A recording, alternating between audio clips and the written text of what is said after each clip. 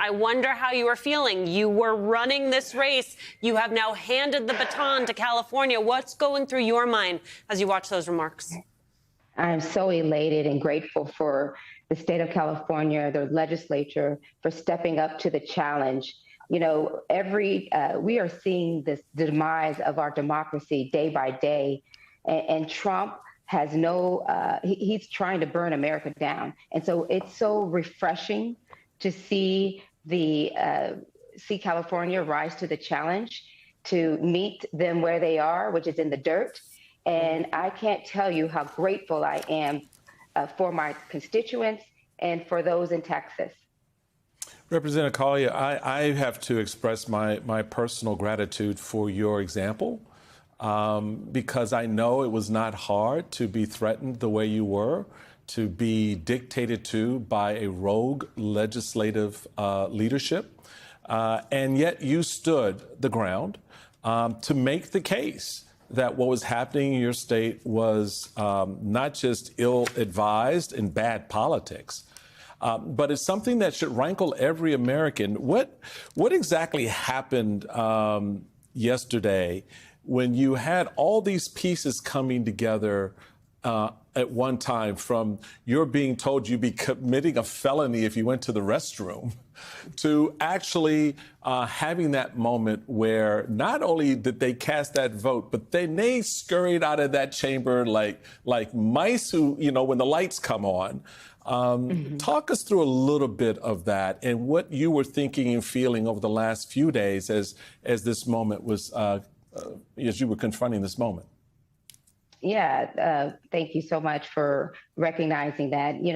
Their intimidation and fear tactics have gone off the rails.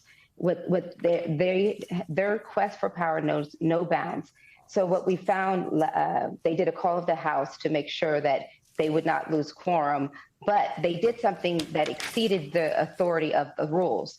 So instead of saying that the Department of Public Safety would bring us to the Capitol, what they said is that you had to be released into the custody of the Department of Public Safety, which is our law enforcement. See, their base has been saying, arrest them. So they found a clever way to do that by duping Democrats into signing away their rights for freedom and agreeing to be released into the custody of DPS so that they can go home. And so what I notice is that I have not done anything wrong. I've not committed any crime. So I am not going to be complicit with your overreach and control over me and my freedom. So I just said no. And I think that we have to get into that mode of resisting when we see our government going down the wrong path. And I think that this resonates with Democrats, Republicans, and independents, because we all value our liberty and our freedom. And when we see government entrenching on it, we got to say no more.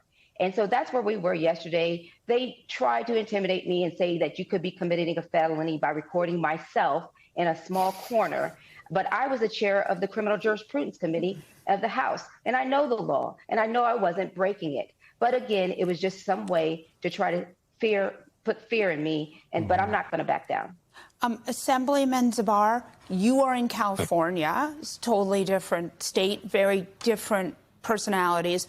From what I understand, the polling says that Democrats ultimately, 70% of Democrats don't agree with partisan redistricting. But in a case like this, about 68% for the polling I saw really want Democrats to fight back against this craven power grab. Talk us through what it's like there, what you're hearing from your constituents, what it's like on the ground. People want us to fight in California. They see what's happening in our streets with troops taking over our streets. They see masked people coming and disappearing people. They see the Trump administration trying to punish our universities with $1 billion being withheld from the University of California. They know that 23 million people are going to be losing their health care. The reproductive choice is at stake, that our environment is at stake, and they know that they want us to fight. I mean, they've had enough of this. And so, today was an act of patriotism in our body. Democrats were united behind our governor, behind Speaker Rivas, behind our leadership, and we had almost a unanimous vote in both of our bodies. And it's because people are ready to fight. We know that our democracy is at stake.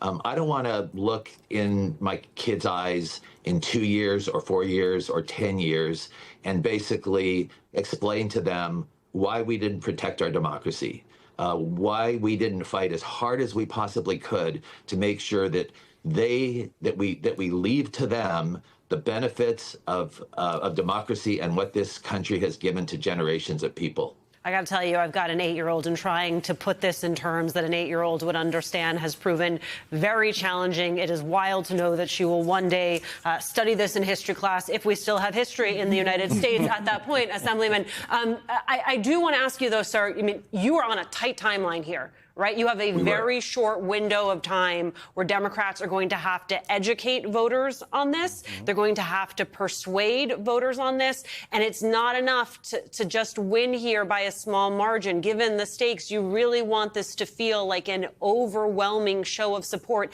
How do you do that in the time that you have? Well, I mean, as you said, it's not going to be a cakewalk. But we know we've done careful polling, and we know that Californians understand that if they're voting about whether or not this is about Trump and his failed policies and allowing that to continue and allowing him to steal the election that's coming up, that voters of California will approve this. I'm confident that's the case. The polling shows that that's the case. But we do have to educate people quickly, and we're ready to do that. The governor's ready to do that. Our members of Congress are ready to do that. Our speaker, every member of the Assembly and the Senate, we're ready to make that case to the California public.